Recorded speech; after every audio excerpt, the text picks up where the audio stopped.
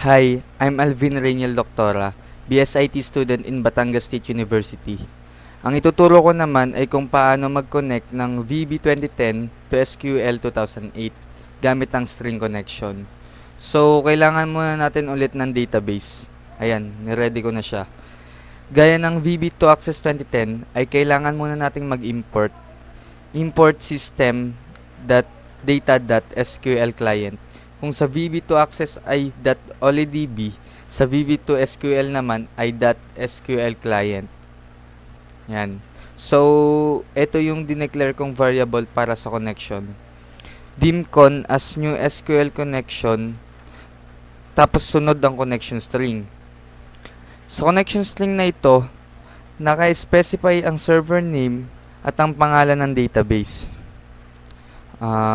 Tapos dito naman sa dimdt as new data table, dimds as new dataset, ds.tables.adddt. Ito ang code sa paggawa ng temporary storage para ma-edit ang data sa program. Gaya ng VB2Access, ito din ang code sa pag-open ng connection. Connection.open. Ito naman yung code para sa data adapter. Gaya ng olydb data adapter sa VB2Access, ang VB2SQL naman ay sql.dataadapter, kung saan nagsisend din ito ng query sa database. Ibig sabihin, kukunin lang natin yung mga kailangan natin doon. Ito namang dataadapter.plt, same din ng VB2Access. Ibig sabihin, nai-attach na natin ang query sa temporary database.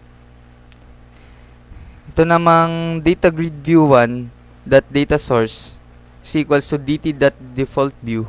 Ibig sabihin ay ilalagay na natin sa data grid ang data na i-display mula sa database. At ang huli ay ang code para i-close ang connection.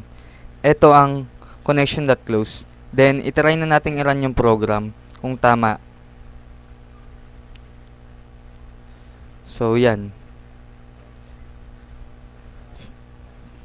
Tignan natin kung parehas na siya. Wait. Ayan. So, yan, parehas na. So, ibig sabihin, successful ang connection. That's all. Maraming salamat.